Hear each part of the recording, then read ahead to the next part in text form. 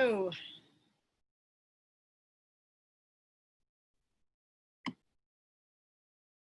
Hey everyone, people are starting to arrive. I'm going to hold off for a couple of minutes before we get started to give everybody a chance to join us.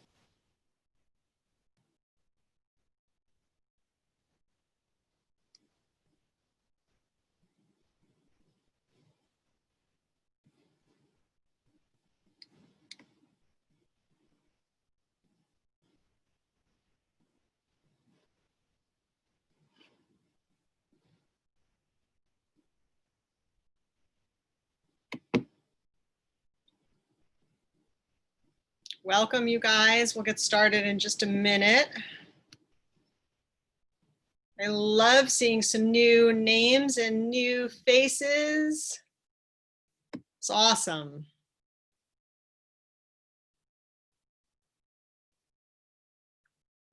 So I think I'm going to jump right in. It's 2 o'clock, and for those of you guys who know me, you know I am chronically prompt. So first of all, I just turned off what should be the system. I think you guys are hearing some noise in the background. It should end in a moment because I just killed the air conditioner, even though it's hot here. It's hot in most places in the country right now. So welcome, I'm Joyce. As many of you know, I am the pack leader here at 99 Walks, and we have started a new thing where we are offering monthly webinars to the pack to share whatever we're thinking about these days, whatever is top of mind.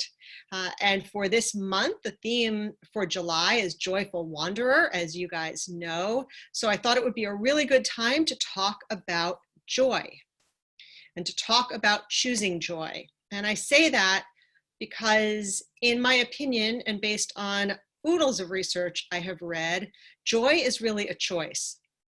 And we have been raised to believe that happiness is a goal and that joy is something that you can obtain and hold on to.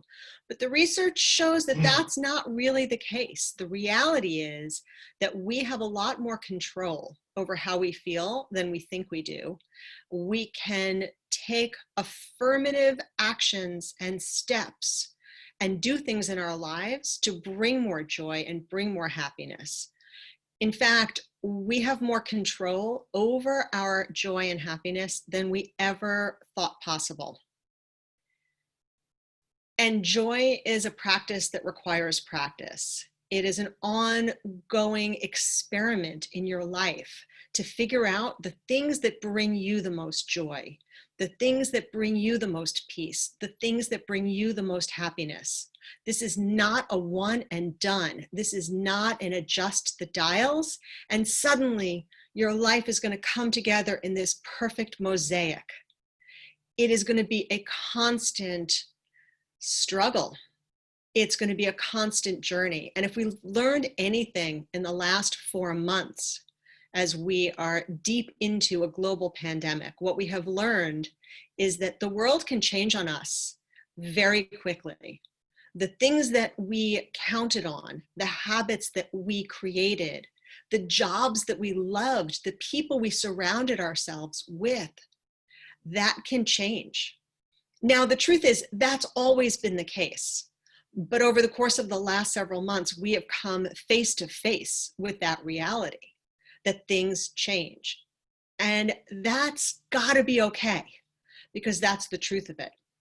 That has to be something that we accept, but we have to accept that with an eye towards, I have the power to craft my life in a way that is fulfilling. I have the power to make choices that will give me more joy and make me happier.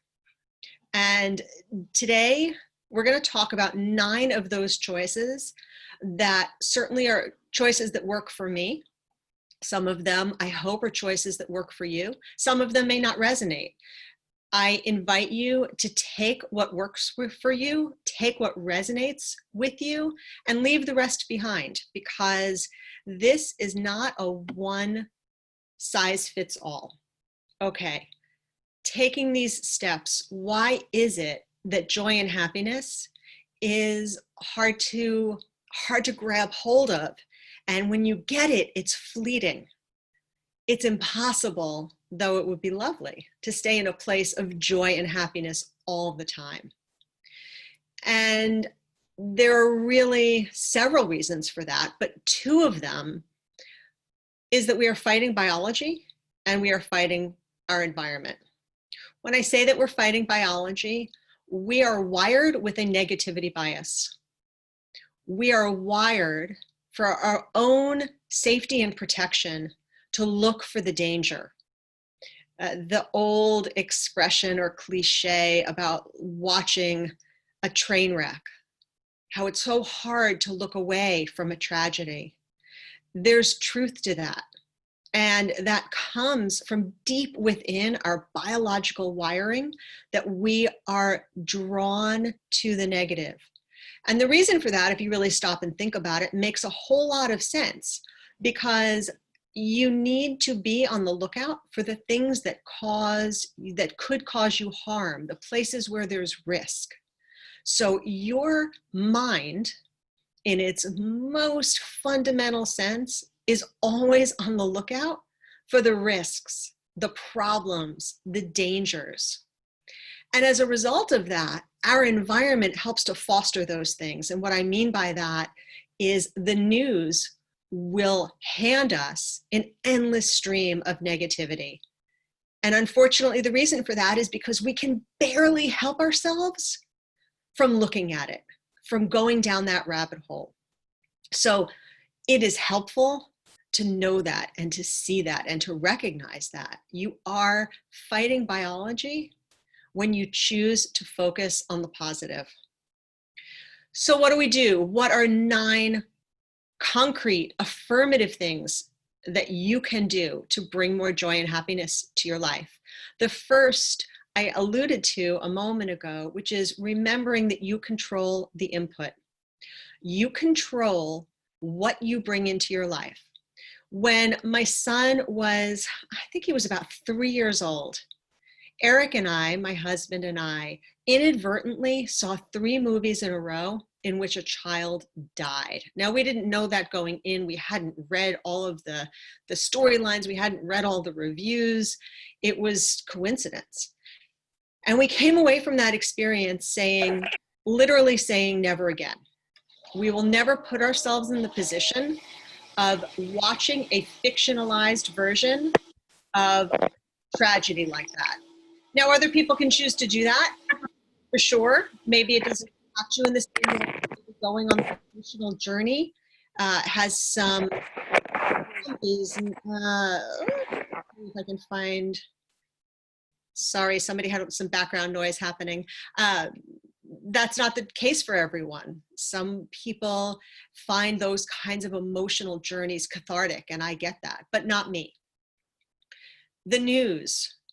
I believe that we all have an obligation to be informed, but we do not have an obligation to spend 4 hours a day going down the rabbit hole of negativity and vitriol. You control the input. You control what you bring into your life. And it goes without saying, I think everybody has this experience and understands that when you watch something funny, when you watch something uplifting, when you listen to the music that fuels your spirit and your soul, you feel better. So I ask you, why don't we do more of that? Why don't we make those choices more often? I would posit that the reason we don't make those choices more often is because we have this natural negativity bias that we have to fight against. But I would encourage you to become intentional about what input you are bringing into your life. So that's 1. 2 is practice gratitude. Boatloads of research, and we talk about it all the time, but we keep coming back to it because it's that important. The research shows that the act of practicing gratitude, and by that I mean consciously, affirmatively, and intentionally identifying the things in your life for which you are grateful, trains your brain to start looking for those things. And there's no magic to how you do this other than it has to be consistent and it has to be an actual practice. There is power in writing things down. I keep my gratitude journal in an app, which has worked for me for a long time, though recently I realized I had kind of fallen off of that practice, in part because I missed the act of actually writing things down. I challenge you for the next week, if you don't have a gratitude practice, to identify the perfect time of day for you, whether it's first thing in the morning or before you go to bed or at some other point. Take a moment and consciously note 3 things for which you are grateful. Write them down somewhere. You can write them with a Sharpie on your bathroom mirror. You can write them in a notebook. You can write them in the notes on your phone. You can write them capture them in a gratitude app.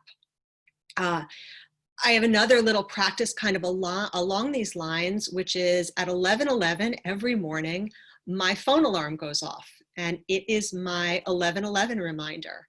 And I either make a wish, manifest a desire, or capture a thought for which I am grateful at 11:11 every day. If any of you guys are ever on a webinar with me, on a call with me, hanging out with me in any kind of virtual or real way, at 11:11, you will discover my phone actually goes off. And more often than not, I will stop what I'm doing to capture and notice that moment. Gratitude is powerful. And I also wonder, because this is my personal experience, and I don't know if if everyone relates to this, but I suspect some of you do. Identifying and capturing the things for which you are grateful feels a little bit like we're tempting fate. And when I started my gratitude practice several years ago, I always found myself wanting to add a caveat so that I wasn't tempting fate too aggressively. Let's see. I'm grateful for the sunny day, even though it's so hot out. I would qualify my gratitude, and it took a lot of work for me to stop doing that.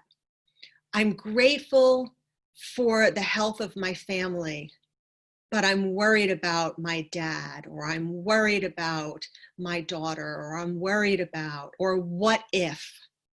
So you may find, especially if you're new to a gratitude practice, that you have a tendency to qualify your gratitude. And I encourage you to try not to do that. I am grateful for a cup of hot coffee, and just leave it at that. And see if you can come up with fresh new things every day. Grateful for your health? Sure. Grateful for the roof over your head? Sure. But are you grateful for something that just made you smile? Are you grateful for the silly cat video you watched that made you laugh?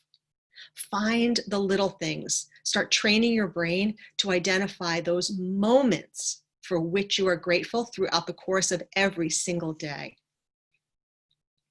Sleep. Okay, here's the reality of this. You cannot choose joy if you're exhausted. I'm going to say it again because it's that important. You cannot do the things that will make you happy and bring you joy if you are exhausted.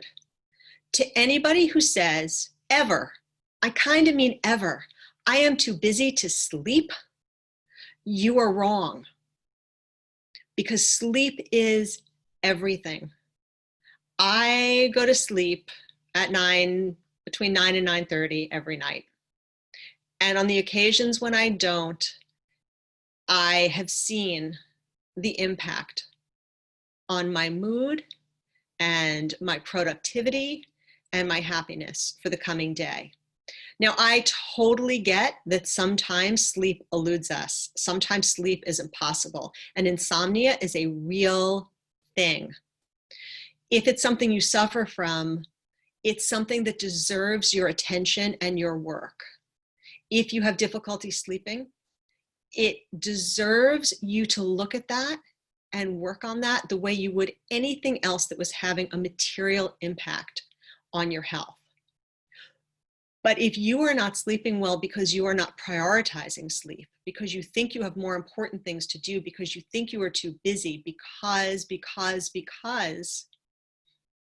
if you are not getting the rest you need, you do not have the vitality to do the things to bring you joy. It is a cycle of no good.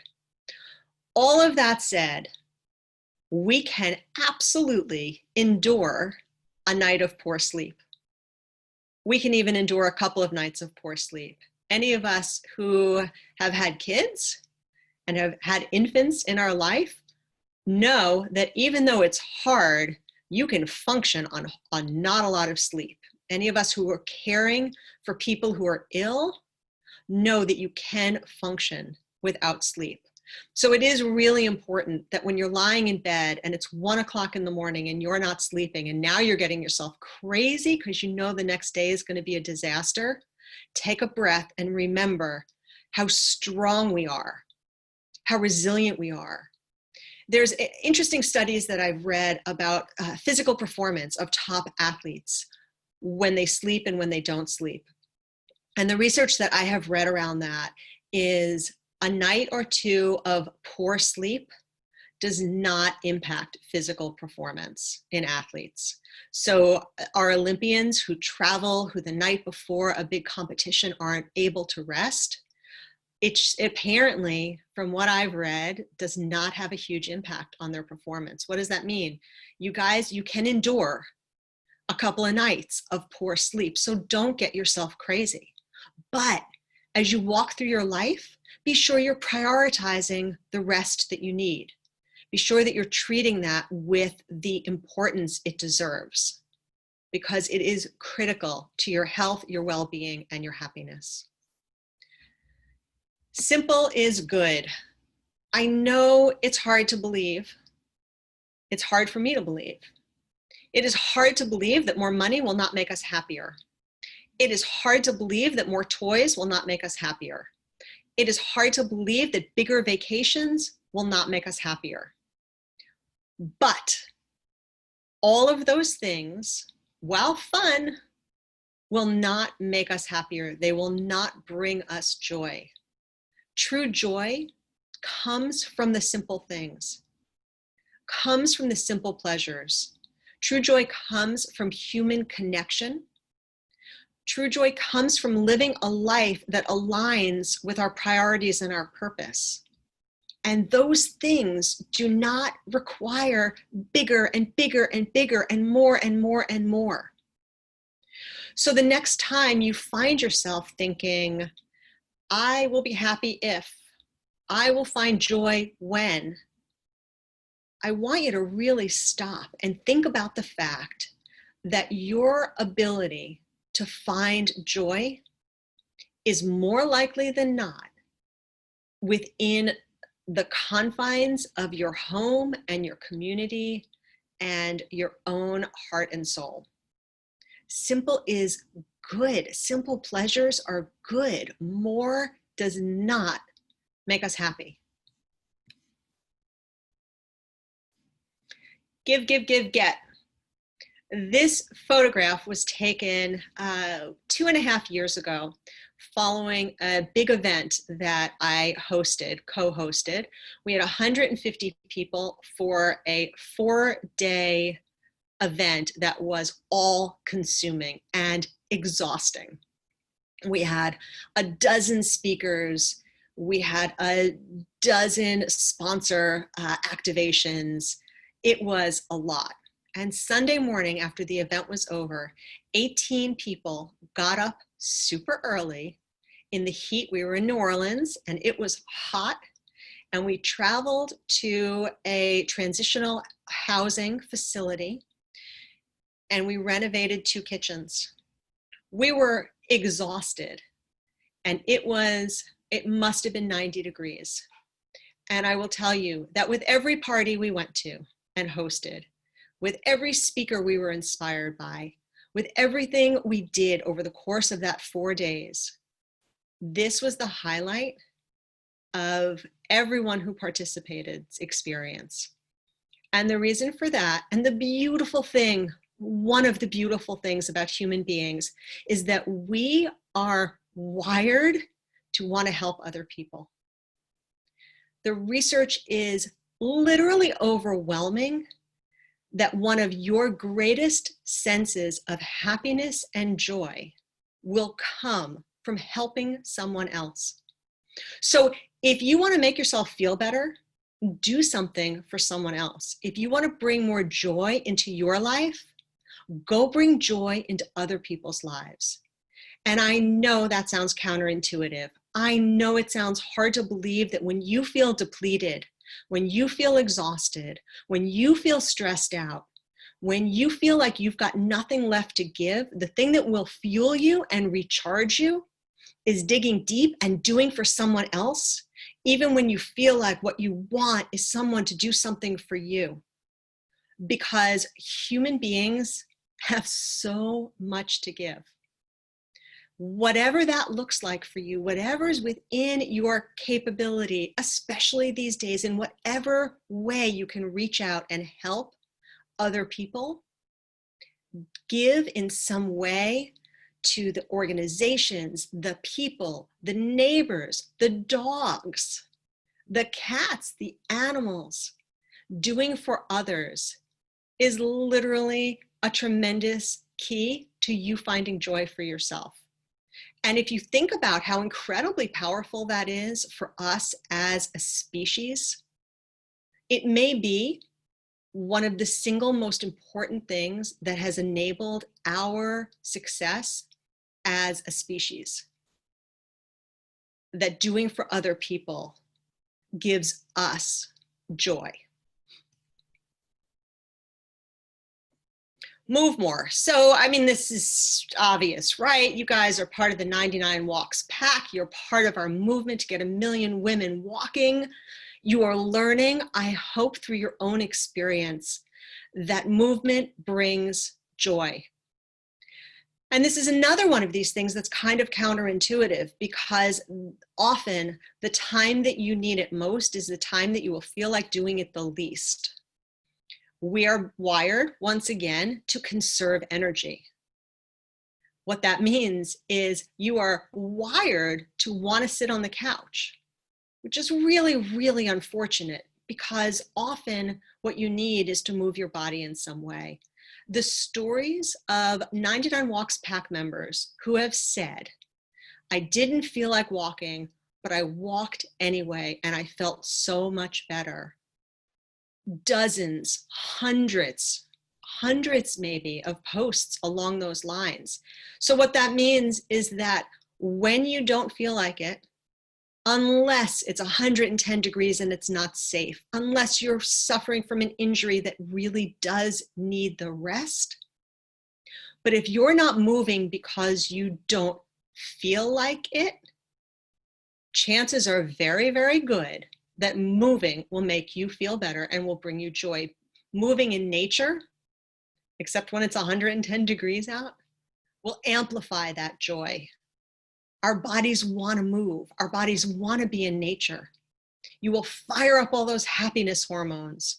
You will clear your mind. You will reduce your stress, all of the things that we know walking does for us. If you want to choose joy, choose to move. Eat better. So there's a fascinating study, and I'm actually going to pull up my notes because I want to be sure that I get it right. So bear with me one second. So this is a study out of Spain where they looked at 12,000 people over a 6-year period of time. And what they discovered is that people who ate higher levels of trans fat found in commercially produced foods, baked goods, fast food, that kind of heavily produced food, had up to a 48% increase in the risk of depression. Eating a crappy diet, according to this study, led to an increase in the risk of depression of 48%. You guys, what we eat impacts how we feel. I'm going to say it again. What we eat impacts how we feel. And once again, there's a cycle to this that's so destructive. When you eat crappy food, you feel crappy. When you feel crappy, you don't feel like moving. When you don't feel like moving, You tend to have all of the negative consequences that come with being sedentary, weight gain, mood depression, that foggy brain feeling, right? And when you're feeling all of those things, you're more inclined to eat crappy food again and keep in that cycle. We have to break that cycle. And it really, truly can start with what you put in your body. More whole foods, more vegetables, more fruit. I'm not telling you anything we don't know. Less meat, less processed food. And it's hard, you guys, because, well, really two things. You ready? The processed foods are really easy to get and really easy to come by, and they taste delicious because they're designed that way. Years ago, Eric and my first business, most people don't know this about us, but the very first business we created about 20 years ago was in the pet products space. We manufactured dog treats, horse treats, and cat treats. And through that process, we worked with a lot of commercial bakers because everything we did was human grade. So we made human grade treats for dogs, cats, and horses. And I vividly remember a conversation I had during a meeting with somebody at a very high-end co-packing facility or white label. So they made cookies for all sorts of big brands. And what he said was that they had done a study. And what that study showed is that according to the American palate, more sugar and more fat was better. So they focus grouped cookies, different types of cookies, and they kept adding more processed sugar, more fat. And they had assumed in this study that they were going to get to a point where people were like, too sweet, too rich, too fat, too something, but they never got there. Which I suppose doesn't come as a huge surprise to me because I remember back when I was a kid and I used to make chocolate chip cookies with my friend Jenny from scratch in her kitchen. And you start by creaming the butter and the sugar. And I could have stopped right there, right? We've all tasted the butter and the sugar just like that. The industrial food complex in this country is producing the food that we will eat the fastest, metabolize the quickest, and buy more of. And that is not the stuff that is going to make us feel good. And if you don't feel good, you are less able to choose joy.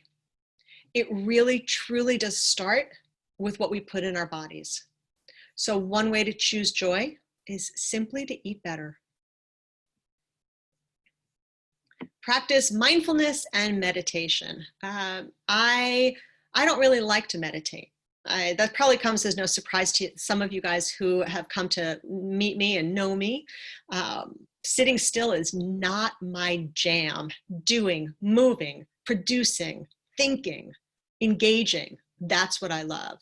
So I force myself most mornings, I was going to say every morning, but that's just not true, but certainly 4 or 5 mornings a week, I force myself to sit still. I meditate for, some days it's 3 minutes. So I shoot for 10, some days it's 3. And the other practice for me is really striving to be mindful in 2 times of my life. The first is when I'm talking to somebody. So I strive to be fully present when I'm talking with somebody, to listen. I try not to talk with somebody, you know, that thing your mind does where somebody's talking and you're thinking about the next thing you're going to say. I try not to do that. I try to be fully present and mindful because human connection is so important. And you make that human connection by listening, by being present. And the other place where I try to be mindful and present is when I'm walking, because that provides that time in that space. I try to really notice the color of the sky, the feel of the air on my skin. I look for birds. Have you ever stopped and thought about the miracle of birds flying? It's crazy. And I'm in my 50s. I've been watching birds fly for 55 years to be exact. Well, I probably wasn't watching them the first year, right? So 54 years maybe I've been watching birds fly, and it's still amazing. Meditation and mindfulness is a major contributor to your joy. And that also may seem a little counterintuitive because we think that to choose joy, to chase joy, to go get joy, we got to go grab it. We got to go get it. But sometimes we just have to stop and let the joy percolate, let the joy come to us. And sometimes that means we have to sit with the negative things. We have to sit with our sadness. We have to sit with our concerns. We have to sit with our grief, because choosing joy sometimes requires that we choose joy inside of grief and we let ourselves feel hard things. Those things are not mutually exclusive. Feeling grief, feeling regret, feeling fear, and choosing joy are not mutually exclusive. Quite to the contrary, you have to let yourself feel all the feelings. Feel all the feelings so that you can feel the joy fully. And you do that by being willing to stop. Meditation and mindfulness. And last but not least, you guys, go have some friggin' fun. Gosh, we're all so serious. And maybe it sounds like I'm lecturing on this, but I promise you I'm lecturing myself, because I can postpone fun in favor of work. I can put off fun in favor of productivity. I live my life buried in busyness. I'm working on it. I swear I'm working on it. But gosh, fun, go have some friggin' fun, whatever that looks like to you. And we've been talking about this a little bit in 99 Walks over the last couple of weeks. And I'm hoping that we keep talking about it. And I hope that we keep encouraging each other. And I say that partly selfishly because I want you guys to help me. I want you guys to remind me fun is good for its own sake. You deserve fun. And fun has a lingering effect. That's the beauty of it. So if you go out and you have some fun today, whatever fun looks like for you, for me, it's swimming in the ocean, or it's skiing, or it's being physically active, or it's laughing. Gosh, laughter is everything. It's not just that you experience fun and happiness in that moment. It transforms you for some period of time. And I have no idea how long that period of time is. I've actually been thinking about this a little bit the last few days. When I go to the ocean, because that's my thing, and I swim in the waves because that's my thing, I feel better for what I'm seeing right now. It's like 2 days. There's like a 2-day linger of that kind of fun for me. But I wonder if anybody has paid any attention to that for yourself. What is the lingering positive effects of fun? And maybe that's getting too intentional and too antiseptic about your fun. But I don't know when it is that we stopped dancing, or that we had convinced ourselves that fun is frivolous. But all I can say is fun is not frivolous. Fun is mission critical. Play is mission critical, because if we're not having fun, if we're not making space in our lives for fun, why are we bothering? Because really, it goes really fast, you guys. Life goes really fast, like in a blink. And yes, we want to make a mark. And yes, we want to have impact. And yes, we want to create something that has value. And yes, we want to care for the people we love. And yes, we want to make the world a better place. But we can do all of that while we're still having some friggin' fun. So let me take a quick run through it, because I do think that these are some powerful things to think about. Control the input. Be mindful of what you're bringing into your life. Cultivate gratitude by writing it down, the physical act of writing it down, capturing it in an app. I don't mean cultivate gratitude by letting a fleeting thought, oh, I'm happy about this, or I'm grateful for that. Make it a practice. Sleep. You can't be joyful when you're exhausted. You can't be joyful when you're exhausted. Simple is good. Don't chase things. Look around, look at the joy that you can find in the simple things. Think about the birds. Sorry, that's, I guess, my air conditioning that I thought I turned off. Give, get. Lean into your natural wiring that makes you feel good and joyful when you do and give to other people.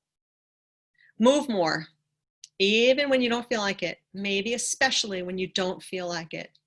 Movement is a step towards joy. Eat better. If you put crappy food in your body, you're going to feel crappy. That's just how it is. If you put crappy food in your body, you're going to feel crappy. Maybe not right away. And that's part of playing a little bit of the long game. But take my word for it, do your own research or experiment on yourself. But rest assured that you will discover that fueling your body well will make you feel better. Mindfulness and meditation, whatever form that takes for you, trying a meditation practice, trying a prayer practice, trying a mindfulness practice, finding what it takes for you to find a space of stillness, to let yourself feel joy or feel the other feelings you need to feel. And last but not least, go have some friggin' fun. That's it, you guys. Thank you so much for joining me today. I appreciate you carving out a little bit of time and being with me. We'll share this. And as always, really, you guys, I look for your feedback. So let me know if this resonated with you. Let me know how I can do better. Let me know how I can show up better for you guys. Thank you so much and have a great day.